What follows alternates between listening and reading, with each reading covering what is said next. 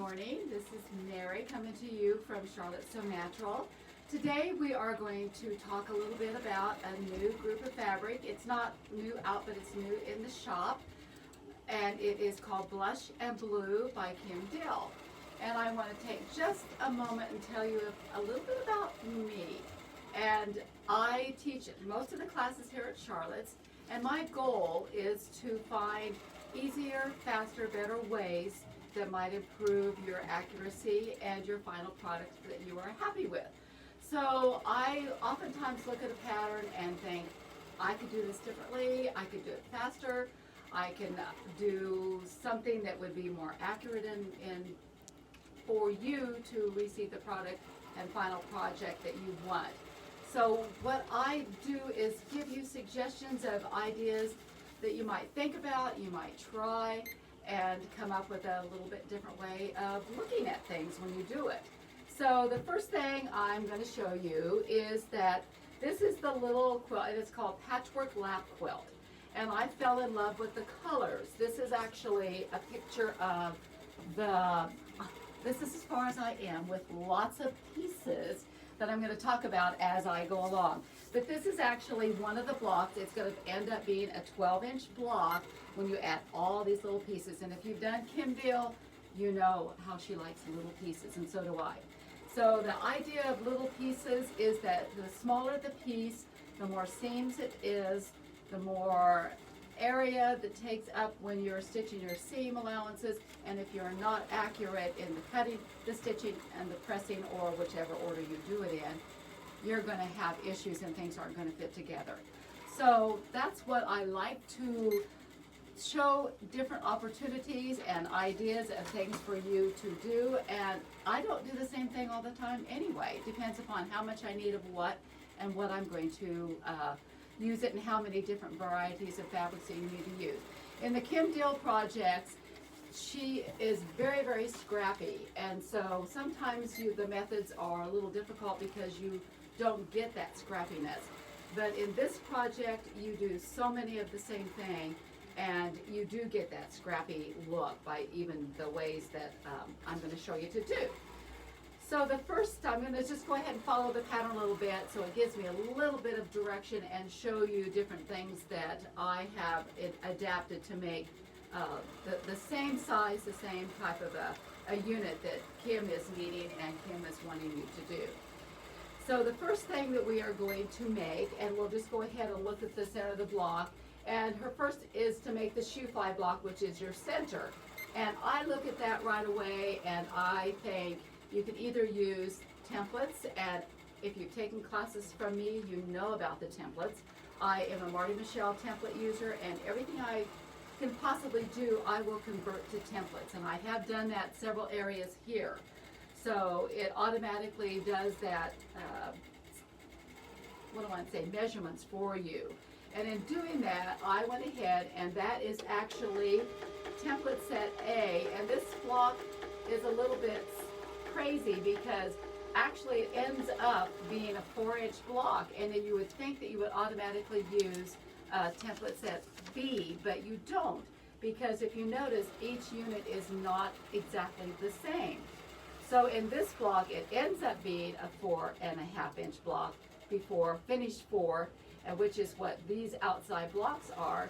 But because this has different size units in it, it kind of throws it, because these I've used B, set B, and this one here I've used set A.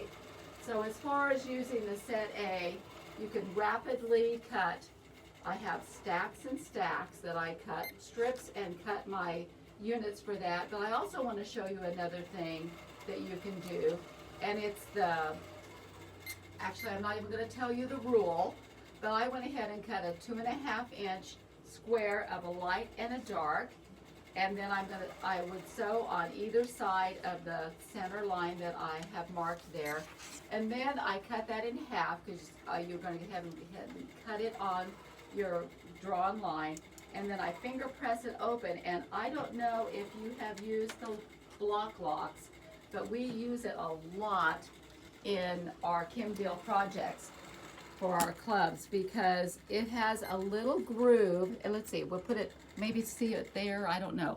It has a little laser cut groove in there that your seam allowance just notches in there, and it makes it so easy to cut and accurate. And I have two different sizes, and this one is actually going to go anywhere from a 3.5 on down to basically a 1, real small. And then this one here is the one I use a lot. It cuts at 2.5. But you have to have, and if the block lock sign actually goes on the light side, which is, that's if you press to the dark. And so that just actually just lays in there and slips right back and forth. They're fantastic little tools. Not inexpensive, but fantastic. And so I'm going to slide it to one side, and then I'm going to swing it around and slide it to the other side, and I'm going to bring it to a 2-inch measurement, and then I'm going to trim. This one here didn't have to have much trim at all on the either side. So that is how you can do the templates. You can do the templates to get these little half square triangles, or you can do it where you cut larger and then square it down with the block lock. So that's the basic of the center churn dash, I believe they call it, no, shoofly unit is what they call it, in doing that. So you can get your variety either way and be scrappy. One thing I want to say about scrappy, random, it's tough. We have one gal here that whenever I say anything about, I have to think about Robin, because when I say random or scrappy, she just blows. And it isn't easy. It's very difficult to get in my book. I usually lay my fabrics and keep them in the order upon which they are. So some people just throw them all in a little paper bag and start drawing them out. I like to have them all laid out so I can kind of pick and choose, and so I have a little bit of process to it, but not much.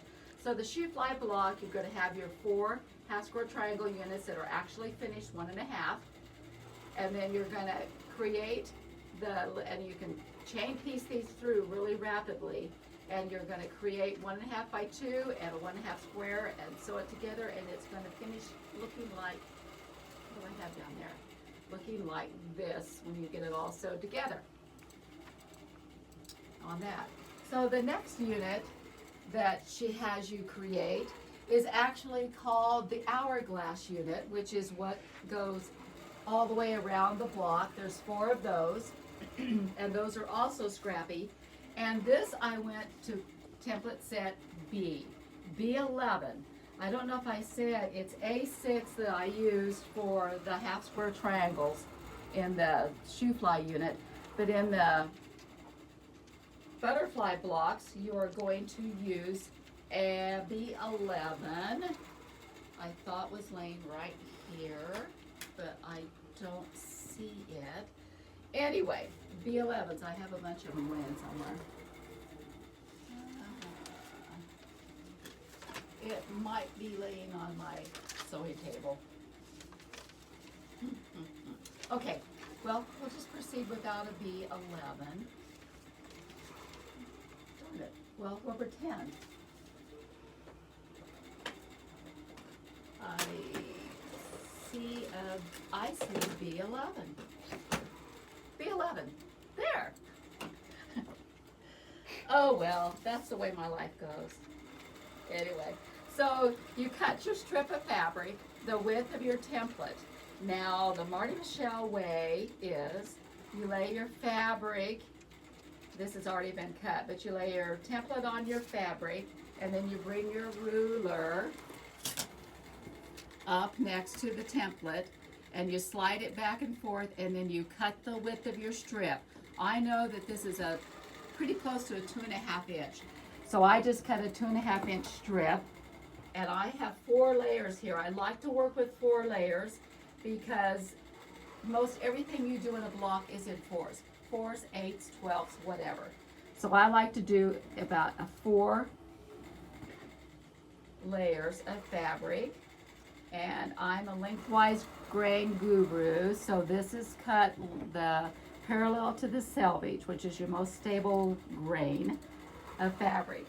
So another thing that I learned from Marty, and I really like to share it, is the fact that if you embed your rotary cutter about a 1/2 inch into and pull back, and then go cutting straight across, your fabric will not travel near as much. And that's taking into consideration that you have a new rotary cutter blade in your cutter.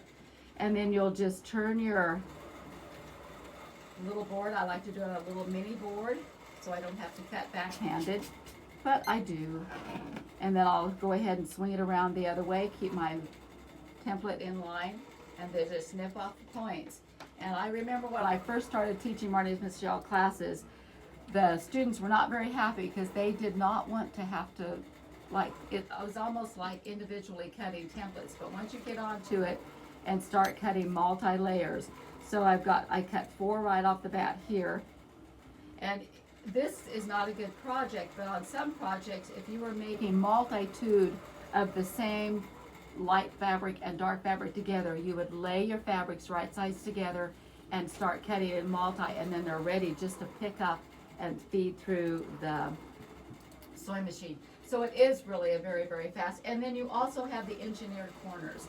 And if you have sewn with any of the templates that do the engineered corners, you know how much you get spoiled. You really get spoiled not having those points out there. So you're gonna take those B11 templates and you're gonna chain piece them together. I have a bunch of them already cut here of all my different colors that I have to use. And I chain piece them through. And the one thing that I like to do is when you get it to your butterfly unit, and I do know I put a seam ripper in here somewhere, but I like to take it, I sew it with a small enough stitch length that I cannot just twist and pop this. Well, this one's going to. Twist and pop, and if you see that, you just take it, it's just gonna pop back just a couple of the little stitches, and that allows you to spin those seam allowances when you press and make a really nice flat center. So it takes just a minute to do that and press that. So I press the first ones to the dark, and then I pop that open when I got the other 2 units sewn onto it, and then press those in a nice flat area. So then that is actually the whole center area and your 4 patches that go on the sides. Then we get into hundreds of these itty bitty 1.5 inch, be 1 inch finished, that actually give you that feathered star look in that block, which is very charming and very pretty in doing that. So what I have chosen to do for that is I actually use the primitive, the primitive gatherings, and I have inch, and then if you wanted to use this same technique, this is 1.5 inches. And when you buy these, you buy them by the finished size, And it's actually just a real speedy paper piecing method that's very accurate. And you lay your 2 pieces of fabric together. And in this case, I have a navy blue one, and I have a light background.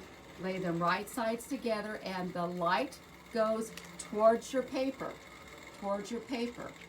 because then when you get it sewn, and it'll press to the dark.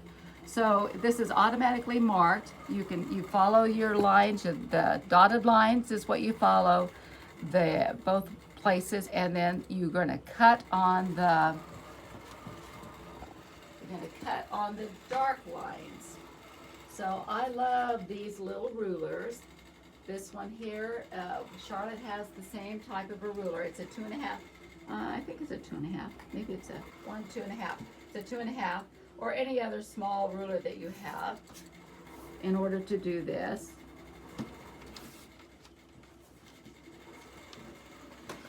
And I'm going to I'll cut these apart. There's also a product from Thangles that would do the same thing. And if you've been in my Simple Whatnots, the last couple of months, the projects that we have done, I've recommended using these because this actually makes 8.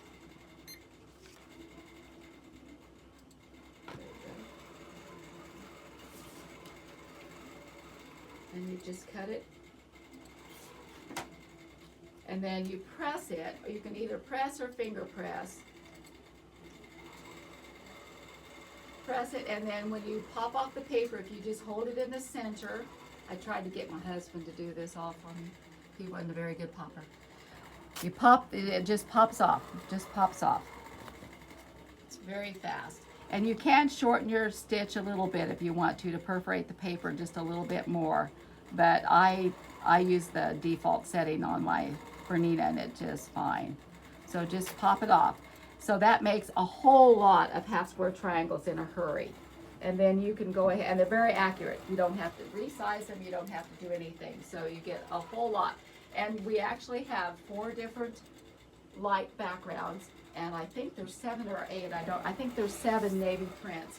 So if you just do a combination of those and start cutting them apart and putting them in stacks, they're in my book it was enough random that you could do that. So then I go ahead and start, I do chain the two together, and then I go back and chain the 3rd one on. And you have to do mirror image. You have to have one set going this way and the other set going this way. So it's actually a mirror image is what you're creating on making all your little bear paw. It's a bear paw effect that you're going to get, or a feathered star look, or however you want to classify it in doing that. And after you create all your little units, when you've got your bear paw unit here, you're going to snowball. This goes this way. A snowball, a square onto the corners, and then all you do is just start organizing and putting together your blocks, and that's pretty much, it goes pretty, well, I shouldn't say it goes fast. You're going to create a heck of a lot of units. We have kits available. The kits are actually for a 64-inch square quilt. I haven't started all these half square triangles all the way around, but that again too, I think it's a finished 2. I wouldn't swear by that. I think it's a finished 2. You could still do that in a random. If it's a finished 2, you'll do a B13 template. And if you want to buy or use, if you have thangles, you could do it with thangles, or you could also do it in the primitive gatherings paper piecing similar to this, which creates a whole lot in a hurry. I have chosen, I'm only gonna do, I think I'm gonna stop here. I have a place on a wall in my living room that I'd like to have a new quilt, wall quilt, and I love the colors and it would blend perfect. So if you're interested, I think we have 4 kits that we cut.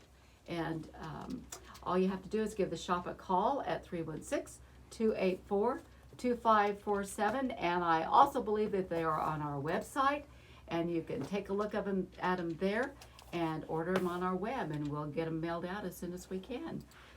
Have a great day. Thanks a bunch. Bye-bye.